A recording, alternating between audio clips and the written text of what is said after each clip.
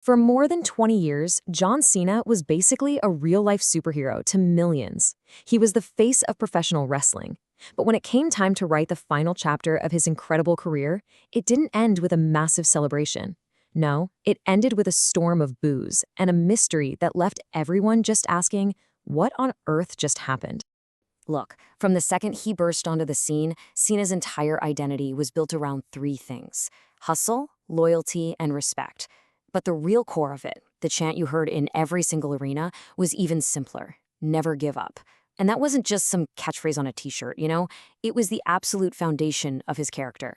And then, in the very last match of his 23-year career, he did it. He gave up. The guy who was the living definition of resilience, the superstar who built an entire empire on overcoming impossible odds, just willingly submitted. I mean, the contradiction is just staggering. So this is the central puzzle we're looking at. Why would WWE's ultimate hero choose to end his story like this, turning what should have been a massive celebration into a scene of just shock and anger? Well, that's exactly what we're going to break down. All right, so to get to the why, we first have to really understand the what. We need to go back to that absolutely wild night. So picture this. It's December 13th, 2025. It's a special Saturday night's main event, live from Washington, D.C.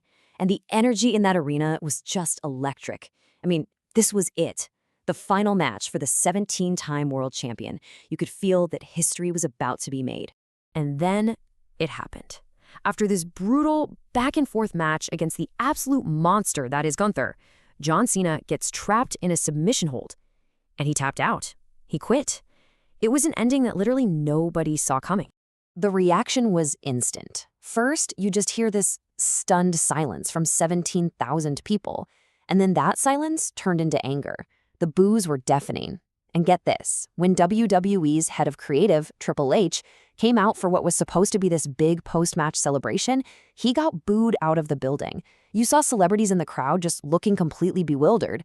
And apparently, even folks backstage at WWE were totally caught off guard by just how negative the reaction was. So how did we get here, right? How did a moment that was supposed to be this heartfelt farewell just go so wrong? Well, to find the answer, we can't just look at the last match. We've actually got to rewind to the start of Cena's final and maybe his most bizarre year ever. And this is where the story starts to get really interesting. Because, you see, the John Cena who walked into that ring for his final match, he wasn't the same hero that we all grew up watching. No, this was a completely different beast. Now, for anyone who isn't deep in the wrestling lingo, a heel turn is one of the most dramatic things that can happen. It's when the good guy, the hero, suddenly and shockingly becomes a villain. For years, fans wondered if Cena would ever do it, and in his final run, he finally went for it. His whole final run was this calculated journey to the dark side. It kicked off in March when he turned heel.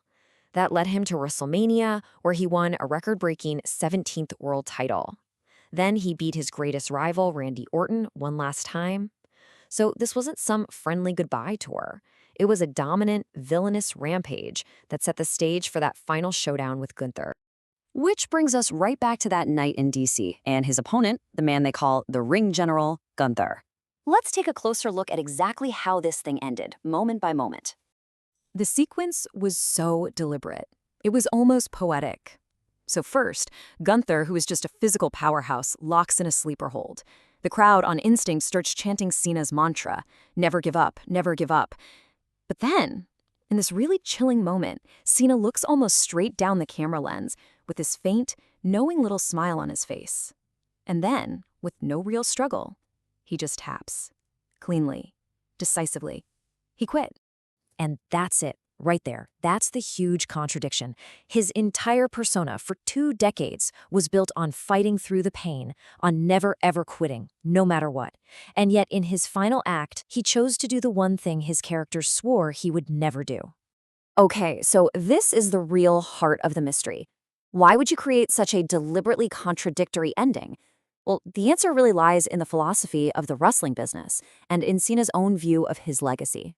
After the event, with all the boos, Triple H pretty much defended the decision. He said it was something that had to be done for the future of the industry.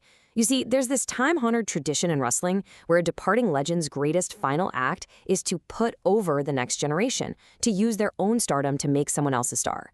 So in their view, Cena losing Crean makes Gunther a megastar overnight. And Cena himself was on the exact same page. He said it himself. This moment wasn't about him. It was about using the last page of his story to start the first page of someone else's. To Cena, the future of the company he loves was way more important than his own perfect feel-good ending. And this is probably the most important detail of all. This wasn't a decision that was forced on him. Not at all. Reports confirmed that Cena had total control over how the match finished. He wasn't told to do this. He chose to end his career this way. So while the logic from WWE and from Cena himself is pretty clear, that decision has left his final chapter as a topic of some seriously intense debate. It created this really fascinating split in how people reacted.